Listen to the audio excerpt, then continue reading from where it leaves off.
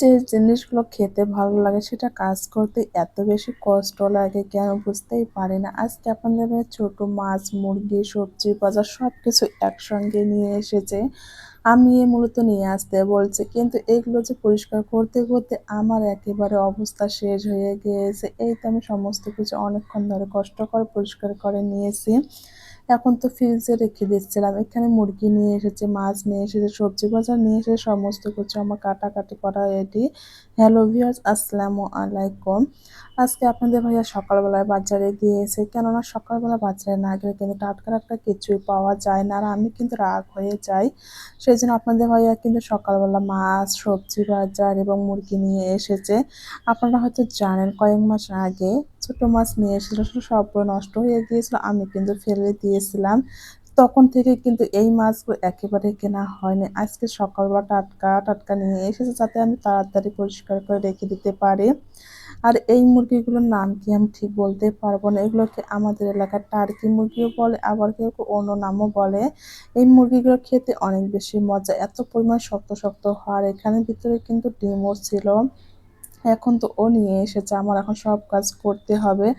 ভাবছি আগে মুরগিটাই কেটে নেই। যেহেতু মুরগিটা সুন্দর করে ছিলে নিয়ে এসেছে, শুধু কেটে রেখে দেবো। আর এখানে কিছুটা ডিমও পাওয়া গিয়েছে।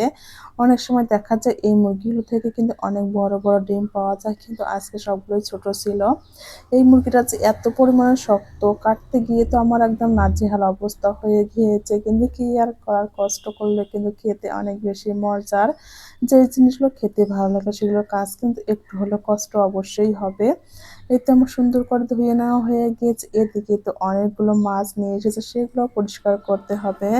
বাটা মাছটা না ফ্রাই করে খেতে আমার এত বেশি ভালো লাগে, কিন্তু এটা যে কষ্ট করে পরিষ্কার করতে হয় এটা দেখলেই মাথা খারাপ হয়ে যায়। যদিও আমার অনেক বেশি ভালো লাগে দেখে। আপনাদের ভাইয়া নিয়ে এসেছে, কিছু বলতেও পারছি না। এই তো একটু বড় সাইজের কিনে নিয়ে এসেছে, সেই জন্য খুব তাড়াতাড়ি আমি পরিষ্কার করে নিতে পেরেছি। এখন আমি সুন্দর করে একেবারে পরিষ্কার করে ফ্রিজে রেখে দেবো যাতে ঝটপট আমার যখন ইচ্ছা হয় তখন আমি বের করে খেতে পারি। এই মাছগুলো কিন্তু আসলে অনেক বেশি ভালো লাগে, শুধু ফ্রাই করে খেতেও ভালো লাগে, কিংবা এগুলো কিন্তু একটু ঝোল করে রান্না করে খেতেও অনেক বেশি ভালো লাগে। সেই জন্য কিন্তু আপনাদের ভাইয়া নিয়ে এসেছে। আর আমি কিন্তু সবগুলো একসঙ্গে পরিষ্কার করে নিয়েছি। এই তো আমার মুরগি এবং মাছ এখন পরিষ্কার করা টান, সুন্দর করে প্যাকেট করে নেব। এখানে পরিমাণে ২ কেজি মুরগি ছিল, আমি ২টা প্যাকেট করে নেব। একটু বেশি করেই রেখে দিয়েছি যাতে রান্না করলে ২-৩ বেলা খাওয়া যায়, সেভাবেই কিন্তু রেখে দিয়েছি। আর মাছগুলো আমি মূলত ৪টা প্যাকেট করেছি। এই তো আমার কাটাকাটি ডান, কিন্তু সেটা করলে কি হবে, এখনো অনেক কাজ বাকি আছে। আপনাদের হয় কিন্তু আজ বেশ কিছু আলু নিয়ে এসেছে, ২০ কেজি পরিমাণে আলু নিয়ে এসেছে। সেই আলুগুলো কিন্তু সুন্দর করে রেখে দিতে হবে। সবজি বাজার নিয়ে এসেছে, শাক নিয়ে এসেছে। শাকগুলো তো আমি সুন্দর করে বেছে তারপর ফ্রিজে রেখে দেব। এই কাজগুলো করতে করতে কিন্তু আমার অনেকটা সময় লেগে গিয়েছে। কি আর বলবো, আমার অবস্থা একেবারে খারাপ হয়ে গিয়েছে। মাছ মাংসর কাজ শেষ হলে এখন সবজি বাজারের কাজে লেগে পড়েছে। শাকগুলো এখন বেছে রেখে দেবো। বেছে রেখে না দিলে কিন্তু অনেকটা নষ্ট হয়ে যাবে। আর আমি চাই না যে আমার হাজবেন্ডের টাকা নষ্ট হোক, ও যেহেতু কষ্ট করে নিয়ে এসেছে। আর এদিকে আমার হাতের অবস্থা দেখুন, মাছ মাংস কাটতে কাটতে আমার হাত একেবারে অবস্থা খারাপ হয়ে গেছে। সেটাই আপনাদেরকে দেখিয়ে দিচ্ছিলাম। এখন আমি সুন্দর করে বেছে রেখে দেবো। বেছে রেখে না দিলে না অনেক সময় দেখা যায় পাতাগুলো কিন্তু একেবারে শুকিয়ে যায়, সেটা খেতে ভালো লাগে না। আর আমার যখনই নিয়ে আসে তখনই কিন্তু আমি প্রত্যেকটা দিনে এভাবে রেখে দেই। একটু কষ্ট হলেও কোনো সমস্যা নেই, কিন্তু আমি চাই না যে কোনো কিছু নিয়ে আসার পর নষ্ট হয়ে যাক।